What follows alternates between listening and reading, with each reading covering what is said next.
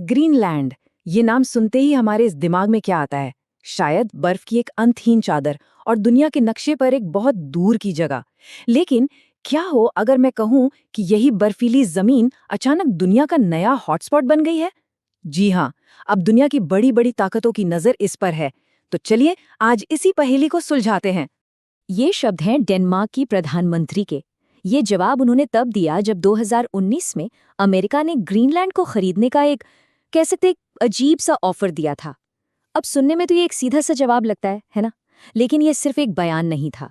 इसके पीछे छिपा था ग्रीनलैंड का पूरा भविष्य, उसकी अपनी पहचान और बाहरी ताकतों के बीच अपनी आज़ादी का एक बहुत साफ इशारा। तो चलिए अब इस खेल को जरा और करीब से देखते हैं, क्योंकि ये एक बिल्कुल नया आर्कटिक गेम है, जहां बिसात है बर्फ की और सबसे बड़ा इनाम खुद ग्रीनलैंड।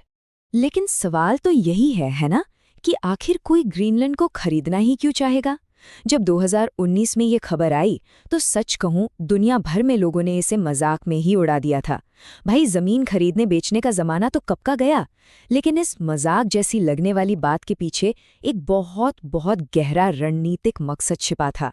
और ये समझने के लिए हमें थोड़ा इतिहास में जाना होगा।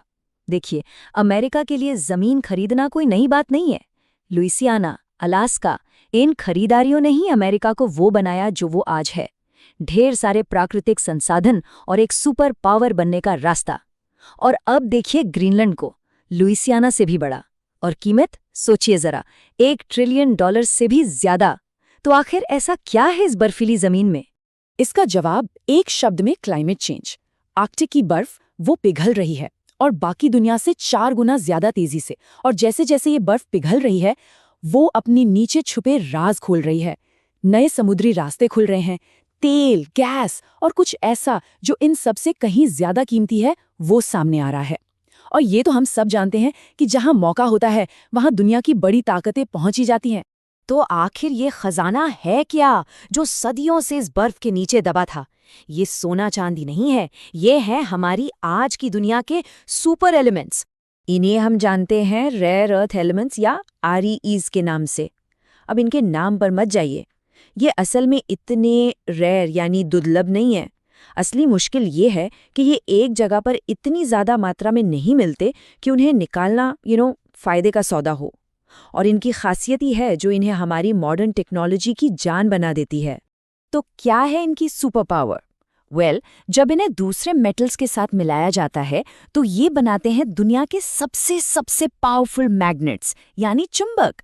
इस चार्ट को देखिए, एक तरफ है साधारण चुंबक और दूसरी तरफ नियोडिमियम आरी चुंबक।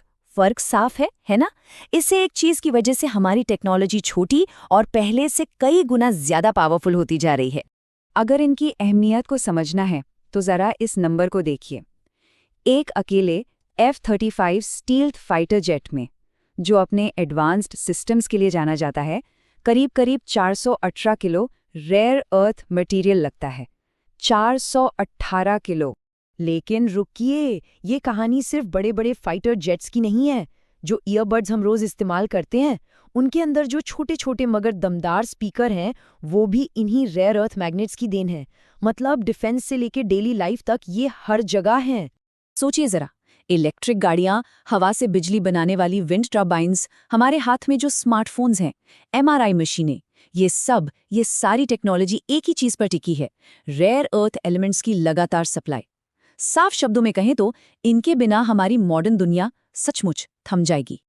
और ठीक यहीं से इस कहानी में जियोपॉलिटिक्स की एंट्री होती है, क्योंकि इन इतने जरूरी एलिमेंट्स की सप्लाई चेन पर आज एक ही देश का लगभग पूरा कब्जा है, और वो देश है चीन। अगर सिर्फ माइनिंग यानी खुदाई की बात करें तो हाँ, चीन सबसे आगे है। 2021 में दुनिया का 60%। अमेरिका, ऑस्ट्रेलिया, ये देश भी माइनिंग करते हैं। लेकिन असली कहानी माइनिंग की है ही नहीं, कहानी तो इसके बाद शुरू होती है।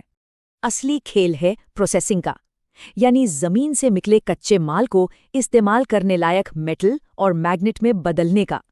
और इस फील्ड में चीन का दबदबा देखिए, पूरे 91%।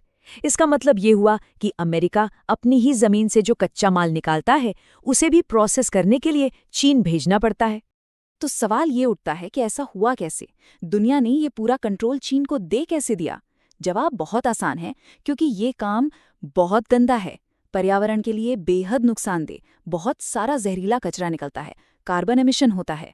तो जब पश्चिमी देश अपने कड़े पर्यावरण कानूनों की वजह से इससे पीछे हटे, चीन ने इसे एक मौके की तरह देखा और धीरे धीरे इस पूरे इंडस्ट्री पर अपना कब्जा जमा लिया।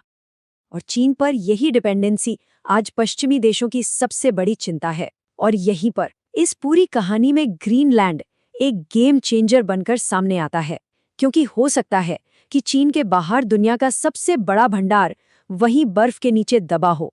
वैज्ञानिकों का अनुमान है कि ग्रीनलैंड की 3 किलोमीटर, सोचिए 3 किलोमीटर मोटी बर्फ की चादर के नीचे दुनिया का दूसरा सबसे बड़ा रेयर अर्थ एलिमेंट्स का खजाना छिपा हो सकता है। खासतौर पर साउथ ग्रीनलैंड की एक जगह है कॉर्नफील्ड, वहां।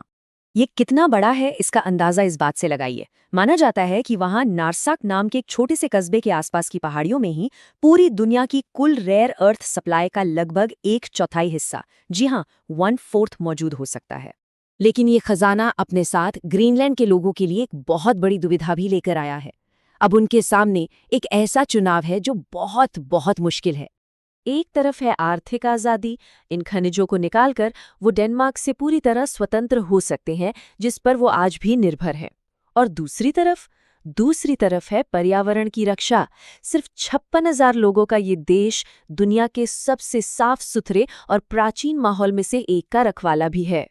और ये कश्मकश उनकी राजनीति में भी साफ नजर आती है। 2021 में वहां चुनाव हुए और एक ऐसी पार्टी जीती जिसका मुख्य एजेंडा ही माइनिंग का विरोध करना था। और फिर उन्होंने कॉर्नफील्ड प्रोजेक्ट पर लगभग बैन ही लगा दिया। क्यों? क्योंकि रेयर अर्थ के साथ साथ वहां रेडियो एक्टिव यूरेनियम मिलने का भी अंदेशा था। लेकिन ग्रीनलैंड जो भी फैसला लेता है, उसका असर सिर्फ ग्रीनलैंड तक नहीं रहता, उसका असर पूरी दुनिया पर पड़ता है। तो सवाल ये है कि इस सब का बाकी दुनिया के लिए क्या मतलब है? देखिए, एक बात हमें समझनी होगी, आर्कटिक अब सिर्फ बर्फ का एक बड़ा सा टुकड़ा नहीं रहा, ये अगली सदी का पावर स्विच बन चुका है। एक ऐसा स्विच जो टेक्नोलॉजी, व्यापार और दुनिया की ताकतों के बीच के बैलेंस का भविष्य तय करेगा। और सीधी सी बात है, जिसके हाथ में ये स्विच होगा, भविष्य भी उसी के हाथ में होगा। तो हम आखिर में उसी सवाल पर आके रुकते हैं, ग्रीनलैंड के नीचे दबा ये खजाना उसके लोगों के लिए वरदान साबित होगा या अभिशाप? क्या ये उन्हें आज़ादी और खुशहाली देगा या फिर बड़ी ताकतों के इस खेल में फंसा कर रख देगा? खैर, इसका जवाब जो भी हो, वो आने वाले वक्त के सबसे बड़े जियोपॉलिटिकल सवालों में से एक जरूर होगा। अपनी राय कमेंट करके जरूर बताएं और वीडियो को लाइक करें और चैनल को सब्सक्राइब करें।